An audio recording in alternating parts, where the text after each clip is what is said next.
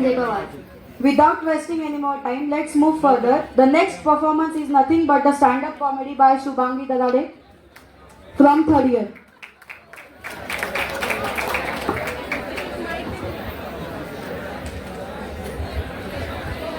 So, hi guys. By the way, माझं नाव शुभांगी दराडे. बरेच जण फॉरेनर म्हणतात मला. हा काय खरं? अरे महाराष्ट्राची मी.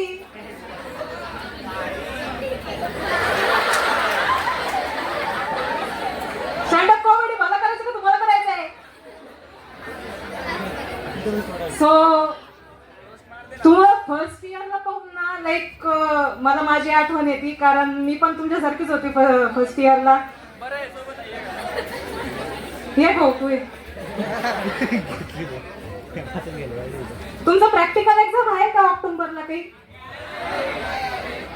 नाही का? आहे. एकदा तुम्ही स्वतः ठरवून घ्या, एक नाही. ठीक आहे. सेकंड सेमला असेल तुमचं प्रॅक्टिकल एक्झाम. प्रॅक्टिकल एक्झामचं झालता असं की एकतर इतका घोळ झालता. टायट्रेशन माहिती असेल तुम्हाला फर्स्ट इयरला. ज्यांना माहित नाही ना ते इर्रेग्युलर मुलं आहेत एवढं मला माहिती आहे. ठीक आहे, जरा रेग्युलर एक्झाम. तर टायट्रेशनचं झालतं असं की एकतर ना प्रॅक्टिकल एक्झाम मध्ये गोंधळ खूप राहतो की बाबा करावं काय. एकीकडून तुम्हाला पेपर पण द्यायचा असतो, दुसरीकडून तुम्हाला प्रॅक्टिकल पण परफॉर्म करावं लागतं, तिसरीकडून तो वायवा एक राहतो. वायवा मध्ये तर सोडा जातं माझं काय. अक्षरशः पाच सांगितले होते एक्झाम्पल्स द्यायला ग्राम निगेटिव्हचे.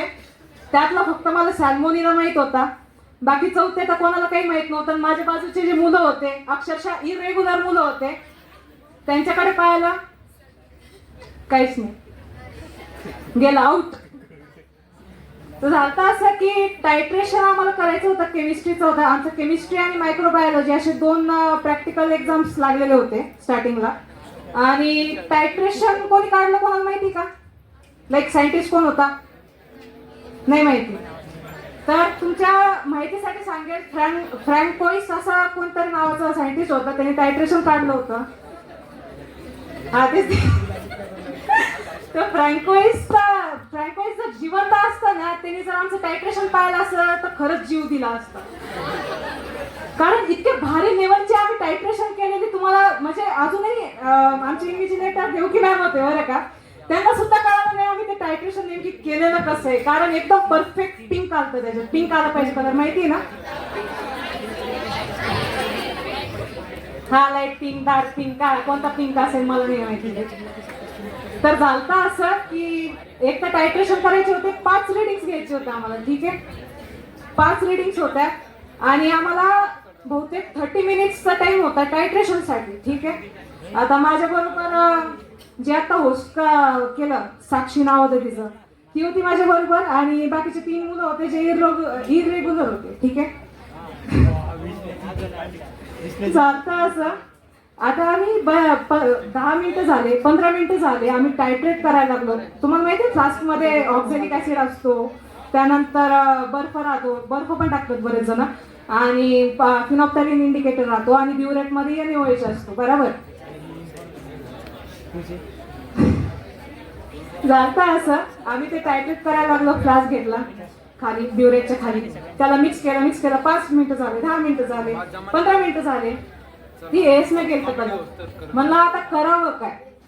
तर माझ्या समोर ना मी लाईक विचार करत होते काय करावं. माझ्या बाजूच्या पण मुलांना काही कळत नव्हतं, सगळं जिम्मेदारी माझ्यावर आली. तर मी केलं काय, समोर ना मला मॅकॉन्कीचा आकार दिसला. मॅकॉन्की आकारचा कलर काय असतो? पिंक असतो.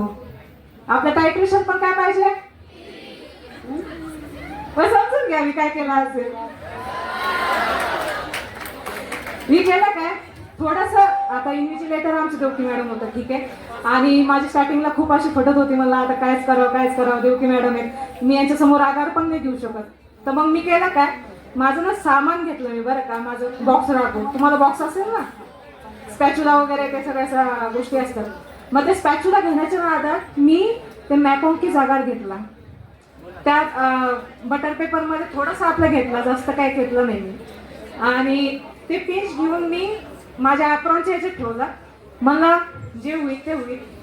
त्यानंतर आमची ऑस्कर विनिंग ॲक्टिंग आम्ही तिकडे सुरू केली. आमच्या बाजूला सगळे नाटकं करायला लागले की बाबा हां काहीतरी सुरू आहे, ठीक आहे, टायटेट करायला लागलो. मी हळूच माझ्या खिशातून ते एक कागदाची पिंच घेतली, त्याच्यात टाकली आणि मला माझं डेस्टिनेशन भेटलं. भाई ते जे पिंक कलर आलतं ना, मी आयुष्यात कधी विसरू नाही शकत.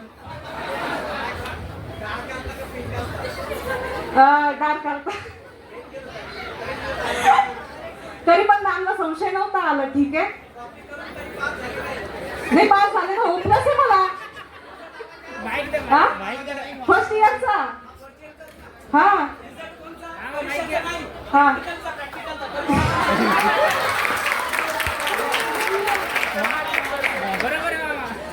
नाही, फक्त ते कसं राहतं, माणसाचं कसं राहतं, फक्त डेस्टिनेशन निवडतं ना, आजूबाजूच्या गोष्टी वगैरे बघत नाही, काय नाही, फक्त आपला रिझल्ट आलं झालं. तर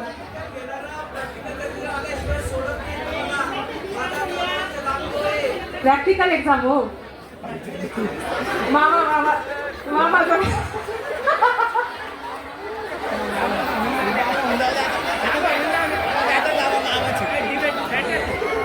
प्रॅक्टिकल एक्झाम होतं. एक तर काय होतं ना, डोक्यावर प्रेशर असतो की भाई आपल्याला करायचंय, हे करायचंय, ते करायचंय, आणि वरून 5 रिडिंग माझ्या डोक्यावरती होते आणि माझ्या आजूबाजूचे कोणीच मला मदत करत नव्हतं, काही नव्हतं. मग करणार काय, तेवढं डोकं होतं तर मग लावलं, काहीच नाही. तिथं मी ना लाईक पहिल्यांदा एक सायंटिस्ट वाला डोकं लावलं. असे सायंटिस्ट तुम्हाला पूर्ण जगात कधी कुठं भेटणार नाही. मॅकॉन्की जागारचा वापर आपण कशासाठी करतो माहिती का? सेकंड इयर हा मॅकॉन्की जागारचा वापर आपण कशासाठी करतो?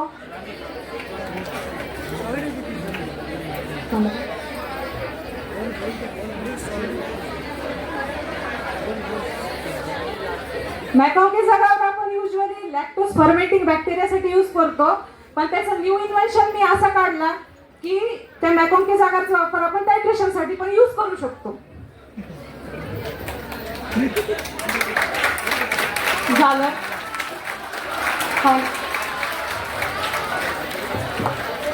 आणि तुम्हाला एक मेसेज दिले मी ॲज अ सिनियर म्हणून की फर्स्ट इयर आहे, एन्जॉय करा, सर्व करा, फक्त ना मॅडमचं डोकं खाऊ नका. मेन म्हणजे काय बोलला? बरं ठीक आहे, झालं. थँक्यू शुभांगी फॉर दिस. तुम्ही व्हिडिओ पाहिला असेल माझा, तर मला माहीत नाही का, पण एडिट करताना मला खूप असं लाईक इम्बॅरेसमेंट होत होती.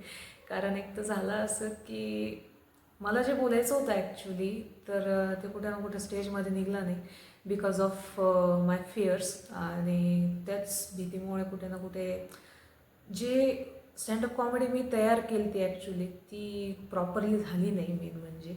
आणि खरं म्हणलं तर आमचे जे फर्स्ट इयरचे ज्युनियर्स आहेत लाईक काइंड ऑफ कमेंट्स करत होते, तर त्यामुळे ती एक निगेटिव्ह गोष्टी माझ्या कानावर पडल्या, त्याच्यामुळं मी त्या स्टेजवर गडबडले. पण मला वाटतं की असे कारणं देऊन नाही चालणार, कारण पुढे जाऊन जर तुम्हाला कुठं काम करायचं असेल, लाईक प्रेझेंटेशन असेल, काही असेल, तर मग लोक तुम्हाला नावं ठेवणारच आहेत शेवटी. मेन म्हणजे मला जेव्हा माझं स्टँडअप कॉमेडी झालं तेव्हा काही गोष्टी लाईक कानावर पडल्या आणि मी लाईक खूप असे म्हणजे हे झाले की मी काच केलं स्टँडअप कॉमेडी, असं तसं, म्हणजे खूपच मॅड वगैरे विचार सुरू होते. पण नंतर मी विचार केला की नाही या स्टँडअप कॉमेडी जे केलं आहे मी ते लाईक ठीक आहे ना की फर्स्ट टाइम तुम्ही जर करत असाल कोणती गोष्ट तर मग ती एकदम परफेक्टच होईल असं बिलकुल नाही आहे.